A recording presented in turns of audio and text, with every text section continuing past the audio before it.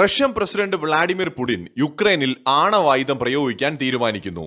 ഇന്ത്യയുടെ പ്രധാനമന്ത്രി നരേന്ദ്രമോദിയുടെ ശ്രമഫലമായിട്ട് അദ്ദേഹം ആ തീരുമാനം ഉപേക്ഷിക്കുന്നു. നരേന്ദ്രമോദി അദ്ദേഹത്തോട് റിക്വസ്റ്റ് ചെയ്യുന്നു അങ്ങനെ ഒരു കടുങ്കൈ ചെയ്യരുത് എന്ന്. അത് മാനിച്ചുകൊണ്ട് റഷ്യൻ പ്രസിഡന്റ് അത് വേണ്ട എന്ന് തീരുമാനിക്കുന്നു. ഇങ്ങനെ ഒരു വാർത്ത നിങ്ങളുടെ മുമ്പിൽ പെടുമ്പോൾ പലരും പരിഹാസത്തോടെ അതിനെ കണ്ടേക്കാം, ഇല്ലെങ്കിൽ സത്യമാണോ എന്ന് സംശയിച്ചേക്കാം. പക്ഷേ ഇത് വസ്തുതയാണെന്ന് മാത്രമല്ല, നമ്മുടെ ലോകത്ത് ഇങ്ങനെയൊക്കെ നടക്കും എന്നുകൂടി മനസ്സിലാക്കേണ്ടതാണ്. റഷ്യൻ പ്രസിഡന്റ് വ്ളാഡിമിർ പുടിൻ ആണവായുധങ്ങൾ പ്രയോഗിക്കാൻ തീരുമാനിച്ചപ്പോൾ ഇന്ത്യൻ പ്രധാനമന്ത്രി അത് തടഞ്ഞു എന്ന് പറഞ്ഞത് ഇന്ത്യയിലെ ഏതെങ്കിലും ഒരു രാഷ്ട്രീയ നേതാവോ മോദിയോ അല്ല, മറിച്ച് റഷ്യയുടെ ഏറ്റവും വലിയ ശത്രുവായിട്ടുള്ള പോളണ്ടിന്റെ ഡെപ്യൂട്ടി വിദേശകാര്യമന്ത്രി വ്ളാഡിസ്ലാവ് തിയോഫിൻ ആണ് ഈ കാര്യം ഇപ്പോൾ വെളിപ്പെടുത്തിയിരിക്കുന്നത്. ന്യൂഡൽഹിയിൽ വെച്ച് നടന്ന ഒരു വാർത്താ സമ്മേളനത്തിലാണ് ഇക്കാര്യങ്ങൾ ഇപ്പോൾ അദ്ദേഹം വെളിപ്പെടുത്തിയത്. ഉക്രൈനിൽ ഒരു ആണവ ആക്രമണം ഉണ്ടാകാനുള്ള സാധ്യതയെ മോദി തന്റെ നയതന്ത്ര സ്വാധീനത്തിലൂടെ ഇല്ലാതാക്കിയെന്നാണ് പോളണ്ട് മന്ത്രി വ്യക്തമാക്കിയത്. വ്ളാഡിമിർ പുടിനെ സ്വാധീനിക്കാൻ കഴിയുന്ന ലോകത്തിലെ ചുരുക്കം ചില നേതാക്കളിൽ ഒരാളാണ് മോദി എന്നും അദ്ദേഹം കൂട്ടിച്ചേർത്തു. സോവിയറ്റ് യൂണിയന്റെ കാലം മുതലുള്ള ഇന്ത്യ റഷ്യ ബന്ധവും ഇന്ത്യയുടെ ചേരിചേരാ നയവുമാണ് റഷ്യയ്ക്ക് ന്യൂഡൽഹിയിലുള്ള വിശ്വാസത്തിന് കാരണമെന്ന് അദ്ദേഹം ചൂണ്ടിക്കാട്ടി. ശത്രുതാപരമായ നിലപാടില്ലാത്തതിനാൽ ഇന്ത്യയുടെ വാക്കുകൾക്ക് മോസ്കോ വലിയ വില കൽപ്പിക്കുന്നുണ്ട്. പ്രധാനമന്ത്രി നരേന്ദ്രമോദി പറയുന്ന കാര്യങ്ങൾ പ്രസിഡന്റ് പുടിൻ ശ്രദ്ധിക്കാറുണ്ട്. 2022 അവസാനത്തിൽ ഉക്രൈനിൽ തന്ത്രപരമായ ആയുധങ്ങൾ ഉപയോഗിച്ചുകൊണ്ട്, അതായത് ടാക്ടിക്കൽ ന്യൂക്ലിയർ വെപ്പൺസ് ഉപയോഗിക്കുന്നതിൽ നിന്ന് പുടിനെ തടയുന്നതിൽ പ്രധാനമന്ത്രി മോദി വഹിച്ച പങ്ക് ഞാൻ ഓർമ്മിപ്പിക്കുകയാണ്. പ്രസിഡന്റ് പുടിനിൽ സമ്മർദ്ദം ചെലുത്താനും സ്വാധീനിക്കാനും കഴിയുന്ന ചുരുക്കം ചിലരിൽ ഒരാളാണ് പ്രധാനമന്ത്രി മോദി എന്നാണ് പോളണ്ടിന്റെ വിദേശകാര്യമന്ത്രി ഇപ്പോൾ പറഞ്ഞിരിക്കുന്നത്. ചൈനീസ് പ്രസിഡന്റ് ഷീ ജിൻപിങ്ങിനെ പോലെ ഈ യുദ്ധം അവസാനിപ്പിക്കാനും വലിയൊരു ആണവ ദുരന്തത്തിൽ നിന്ന് ലോകത്തെ രക്ഷിക്കുവാനും ഇന്ത്യക്കും സാധിക്കുമെന്ന് അദ്ദേഹം വ്യക്തമാക്കി. അതായത് റഷ്യയുടെ മേൽ സ്വാധീനം ചെലുത്താൻ കഴിയുന്ന രാജ്യങ്ങൾ ലോകത്ത് വളരെ കുറച്ചേ ഉള്ളൂ. തീർച്ചയായിട്ടും അതിൽ ചൈനയുണ്ട്, പ്രസിഡന്റ് ഷീ ജിൻപിങ് ഉണ്ട്. കാരണം റഷ്യൻ എക്കണോമിയെ പിടിച്ചു നിർത്തുന്നതിൽ ചൈനയുടെ പങ്ക് വളരെ വലുതാണ്. ചൈന ഇല്ല എങ്കിൽ റഷ്യയുടെ സാമ്പത്തിക മേഖല തകർന്നടിയും, ഒരു തർക്കവും അതിനകത്തില്ല. ഇനി അത് കഴിഞ്ഞാൽ പിന്നെ ഉള്ളത് ഇന്ത്യയാണ്. ഇന്ത്യയോട് റഷ്യക്ക് കുറെ കൂടെ വിശ്വാസമുണ്ട്. ചൈനയുടെ മേലാണ് റഷ്യ കൂടുതൽ ഡിപ്പെൻഡഡ് എങ്കിലും ഇന്ത്യയോടാണ് റഷ്യക്ക് കൂടുതൽ വിശ്വാസമുള്ളത്. ചരിത്രപരമായി തന്നെ ഇന്ത്യയും റഷ്യയും തമ്മിൽ അതിർത്തി തർക്കങ്ങളോ അഭിപ്രായ വ്യത്യാസങ്ങളോ ശത്രുതയോ യുദ്ധങ്ങളോ ഒന്നും തന്നെ ഇല്ലാത്തത് കൊണ്ട് ഇന്ത്യ റഷ്യ ബന്ധം അത് കുറച്ച് ഡിഫറൻ്റ് ആണ്. വളരെ വിശ്വാസത്തിൽ അധിഷ്ഠിതമായ ബന്ധമാണ്. അതിലുപരിയായിട്ട് ഒരു കാലത്തും ഇന്ത്യ റഷ്യയെ വിട്ടുകൊടുക്കാൻ അല്ലെങ്കിൽ നശിപ്പിക്കാൻ അല്ലെങ്കിൽ റഷ്യയ്ക്ക് എന്തെങ്കിലും ദോഷം വരുന്ന കാര്യം ചെയ്യാൻ ശ്രമിക്കുകയോ തയ്യാറാവുകയോ ചെയ്തിട്ടില്ല എന്നതും ഒരു വസ്തുതയാണ്. അപ്പൊ ഇന്ത്യൻ പ്രധാനമന്ത്രി നരേന്ദ്രമോദിയുടെ വാക്കുകൾക്ക് പുടിൻ ചെവി കൊടുക്കുന്നു എന്ന് പറയുമ്പോൾ ഇന്ത്യയെ ഭയന്നിട്ടോ അല്ലെങ്കിൽ ഇന്ത്യ ഏതെങ്കിലും തരത്തിൽ റഷ്യക്കെതിരെ തിരിയുമെന്ന് കരുതിയിട്ടോ അല്ല, മറിച്ച് ഇന്ത്യയുടെ സ്വാധീനം പുടിന് അറിയാവുന്നത് കൊണ്ടും ഇന്ത്യയോടുള്ള മോദിയോടുള്ള സൗഹൃദം കൊണ്ടുമാണ്. ഇന്ത്യ എന്ന് നിഷേധിക്കാൻ കഴിയാത്തൊരു വലിയ ശക്തിയാണ് എന്ന് റഷ്യ തന്നെ സമ്മതിച്ചിട്ടുണ്ട്. വ്ളാഡിമിർ പുടിൻ തന്നെയാണ് ഇന്ത്യയെ 4ാമത്തെ ഗ്രേറ്റ് പവർ എന്ന് ആദ്യമായി ലോകത്തിന് മുന്നിൽ വിശേഷിപ്പിച്ചത്. റഷ്യൻ പ്രസിഡന്റ് തന്നെയാണ് അത് പറഞ്ഞത്. അപ്പൊ അദ്ദേഹത്തിന് ഇന്ത്യയുടെ പ്രാധാന്യം നന്നായിട്ട് അറിയാം, ഇന്ത്യയുടെ സൗഹൃദവും അദ്ദേഹത്തിന് അറിയാം. ഈ അടുത്തിടെ റഷ്യ ആണവായുധം പ്രയോഗിക്കരുത് എന്ന് ചൈന പറഞ്ഞു എന്ന് വാർത്തകൾ വന്നുവല്ലോ, അതും വസ്തുതയാണ്. ചൈനയും ഇന്ത്യയുമാണ് സത്യത്തിൽ റഷ്യ ആണവായുധം പ്രയോഗിക്കരുത് എന്ന് ഏറ്റവും കൂടുതൽ ആഗ്രഹിക്കുന്നത്. അങ്ങനെ സംഭവിച്ചു കഴിഞ്ഞാൽ തൊട്ടടുത്ത നിമിഷം അമേരിക്കയുമായിട്ട് നെഗോഷിയേറ്റ് ചെയ്യുന്ന സമയത്ത്, യൂറോപ്പുമായിട്ട് നെഗോഷിയേറ്റ് ചെയ്യുന്ന സമയത്ത് നമുക്കൊന്നും പറയാനില്ല. ചൈനയ്ക്കും ഉണ്ടാവില്ല, പ്രത്യേകിച്ച് ഇന്ത്യക്കും ഉണ്ടാവില്ല.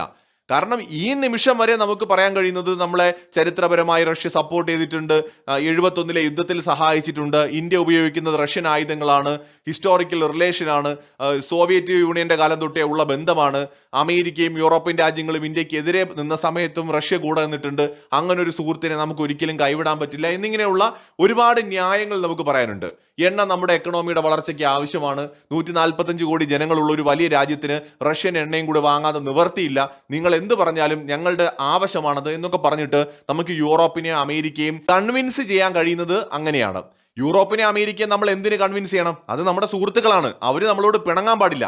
അവര് നമ്മളോട് പിണങ്ങിയാൽ നമ്മുടെ എക്കണോമി അത് ബാധിക്കും, നമ്മുടെ ബിസിനസ്സിനെ അത് ബാധിക്കും. അപ്പോൾ അവരെ കൺവിൻസ് ചെയ്ത് നമ്മളെ കൂടെ നിർത്തിയേ പറ്റൂ. ആ കൺവിൻസ് ചെയ്യാനായിട്ട് നമ്മൾ പരമ്പരാഗതമായിട്ട് ഉപയോഗിക്കുന്ന വാദങ്ങൾക്ക് പിന്നെ പ്രസക്തി ഇല്ലാതെ വരും. റഷ്യ ആണവായുധം ഉപയോഗിക്കുന്നതോടെ സാധാരണക്കാരായ മനുഷ്യരടക്കം നിരപരാധികളായ ഒരുപാട് പേര് ഒറ്റയടിക്ക് ഇല്ലാതാവും. അങ്ങനെ വന്നു കഴിഞ്ഞാൽ യൂറോപ്യൻ രാജ്യങ്ങളോടോ അമേരിക്കയോടോ റഷ്യയ്ക്ക് വേണ്ടി വാദിക്കാൻ ഈ മേൽപ്പറഞ്ഞ ന്യായങ്ങൾ കൊണ്ട് റഷ്യയുടെ ആണവായുധ പ്രയോഗത്തെ ന്യായീകരിക്കാൻ ഇന്ത്യക്ക് കഴിയില്ല, ചൈനയ്ക്ക് കഴിയില്ല. നമ്മൾ അങ്ങനെ വീണ്ടും ന്യായീകരിക്കാൻ പോയാൽ യൂറോപ്പിനെ അമേരിക്കയും പിണക്കേണ്ടി വരും. അത് നമ്മുടെ എക്കണോമിയെ ബാധിക്കും, ബന്ധങ്ങളെ മോശമാക്കും. അപ്പോൾ എങ്ങനൊരു വലിയ പ്രതിസന്ധി ഇവിടെ ഉണ്ട്. റഷ്യ ആണവായുധം പ്രയോഗിക്കാൻ പോകുന്നു എന്ന് വന്നാൽ ആദ്യം ചാടി വീണ് പുടിനോട് അരുതബു എന്ന് പറയാൻ പോകുന്നത് ഇന്ത്യയും ചൈനയും തന്നെ ആയിരിക്കും. അങ്ങനെ ചെയ്യരുത് എന്ന് നമ്മളായിരിക്കും ആദ്യം പറയുന്നത്. അത് തന്നെയാണ് ഇപ്പോൾ വെളിവാവുന്നതും. 2022 റഷ്യ അങ്ങനെ ഒരു നീക്കം നടത്തിയ സമയത്ത് ഇന്ത്യ ഇടപെട്ടു എന്ന് പോളണ്ടിന്റെ ഒരു മന്ത്രി പറയാണ്. പോളണ്ടും റഷ്യയും തമ്മിൽ ഇപ്പോഴും വലിയ പ്രശ്നങ്ങൾ നിൽക്കുകയാണ്. റഷ്യ യുക്രൈൻ യുദ്ധത്തിലെ ഏറ്റവും അപകടകരമായ ഘട്ടമായിരുന്നു 2022 അവസാനം.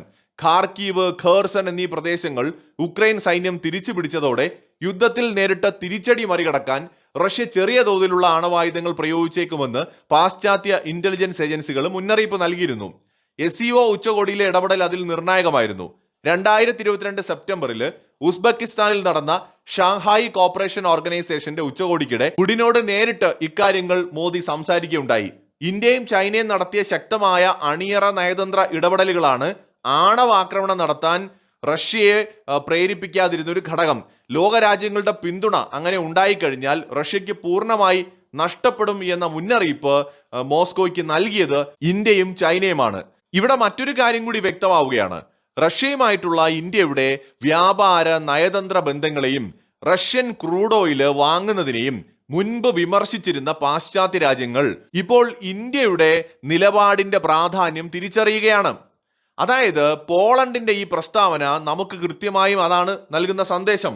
എന്ന് വെച്ചാൽ അവർ മനസ്സിലാക്കുന്നുണ്ട് ഇന്ത്യ റഷ്യ ബന്ധം നല്ല നിലയിലായതുകൊണ്ടാണ് റഷ്യയുടെ ഒരു വലിയ പ്രവൃത്തിയെ തടയാൻ നമുക്ക് കഴിഞ്ഞത്. റഷ്യയുമായി സംസാരിക്കാൻ സാധിക്കുന്ന ഒരു പ്രധാന നയതന്ത്ര ചാനൽ കൂടിയാണ് ഇന്ത്യ എന്ന് യൂറോപ്പ് ഇപ്പോൾ മനസ്സിലാക്കുന്നുണ്ട്. യൂറോപ്പിന് ചൈനയെ വിശ്വാസമില്ല. ചൈന കൂടെ നിന്ന് പണി തരുമെന്ന് യൂറോപ്പിന് നന്നായിട്ടറിയാം. എന്നാൽ യൂറോപ്പ് ഇന്ത്യയെ വിശ്വസിക്കുന്നുണ്ട്. ഇന്ത്യയും റഷ്യയും തമ്മിലുള്ള ബന്ധം, യൂറോപ്പും റഷ്യയും തമ്മിലുള്ള ബന്ധത്തെ കൂടുതൽ മോശമാകാതെ നിലനിർത്താൻ സഹായിക്കുമെന്ന് യൂറോപ്പ് കരുതുന്നുണ്ട്. ഒരു ഘട്ടത്തിൽ പോളണ്ട് ഇന്ത്യയോട് നീരസം കാണിച്ചൊരു രാജ്യമാണ്. ഇന്ന് പോളണ്ടിന്റെ ഒരു മന്ത്രി തന്നെ 22 ആണവ യുദ്ധത്തെ തടഞ്ഞത് ഇന്ത്യയാണെന്ന് പറയുമ്പോൾ തീർച്ചയായിട്ടും അതിന്റെ പ്രാധാന്യം നമ്മൾ കാണേണ്ടതുണ്ട്. പടിഞ്ഞാറൻ ഏഷ്യയിലെ സംഘർഷങ്ങളിൽ ഇന്ത്യ സ്വീകരിക്കുന്ന സന്തുലിത നിലപാടിനെ പോളണ്ടിന്റെ സഹവിദേശകാര്യമന്ത്രി അഭിനന്ദിച്ചു. അദ്ദേഹം ഇന്ത്യയുടെ സ്വന്തം സാമ്പത്തിക താല്പര്യങ്ങളും എണ്ണ ഇറക്കുമതിയും സംരക്ഷിക്കുന്നതിനോടൊപ്പം തന്നെ ഇന്ത്യ സമാധാനത്തിനായിട്ട് ശ്രമിക്കുന്നതിനെ അഭിനന്ദിച്ചു. ഇന്ത്യയുടെ നിലപാടുകളെ പ്രശംസിച്ചു. ഇതേ രീതിയിൽ പോളണ്ടും ഇറാൻ പോലെയുള്ള രാജ്യങ്ങളുമായിട്ട് ചർച്ച നടത്തുന്നു എന്ന് അദ്ദേഹം പറഞ്ഞിട്ടുണ്ട്. ഇരു രാജ്യങ്ങളും തമ്മിലുള്ള ഉഭയകക്ഷി ചർച്ചകൾ ശക്തമായിട്ട് തുടരുകയാണ്. യുക്രൈൻ യുദ്ധത്തിന് സമാധാനപരമായ പരിഹാരം കാണണമെന്ന് പാശ്ചാത്യ രാജ്യങ്ങൾ ആവശ്യപ്പെടുമ്പോൾ തന്നെ ഇന്ത്യ ഒരു മഹത്തായ രാജ്യമാണെന്നും പാശ്ചാത്യ സമ്മർദ്ദങ്ങൾക്ക് വഴങ്ങാത്ത സ്വതന്ത്ര വിദേശ നയമാണ് ഇന്ത്യയുടേത് എന്നും റഷ്യൻ പ്രസിഡന്റ് വ്ളാഡിമിർ പുടിൻ അടുത്തിടെ പ്രശംസിച്ചിരുന്നു. ഇത് ഇരു രാജ്യങ്ങളും തമ്മിലുള്ള ആഴത്തിലുള്ള ബന്ധത്തെ അടിവരയിടുന്ന ഒരു സംഭവമാണ്. അതായത് റഷ്യയ്ക്കറിയാം അവരുടെ സമ്മർദ്ദത്തിനും ഇന്ത്യ വഴങ്ങില്ല, യൂറോപ്പിന്റെയോ അമേരിക്കയുടെ സമ്മർദ്ദത്തിനും ഇന്ത്യ വഴങ്ങില്ല. ഇന്ത്യക്ക് സ്വതന്ത്രമായൊരു പോളിസി ഉണ്ട്. അവിടെയാണ് റഷ്യ ഇന്ത്യയിൽ കാണുന്ന ഒരു ക്വാളിറ്റിയും. ഇന്ത്യ വിശ്വസിക്കാൻ കൊള്ളാവുന്ന ഒരു പങ്കാളിയാണ് എന്ന് റഷ്യയ്ക്കും അറിയാം, ഇപ്പോൾ യൂറോപ്പിനും അറിയാം. അമേരിക്കയുടെ കാര്യത്തിൽ മാത്രം നമുക്കൊന്നും പറയാൻ പറ്റില്ല, അൺപ്രഡിക്റ്റബിൾ ആണ്. മറ്റൊരു വീഡിയോയുമായി വീണ്ടും കാണാം.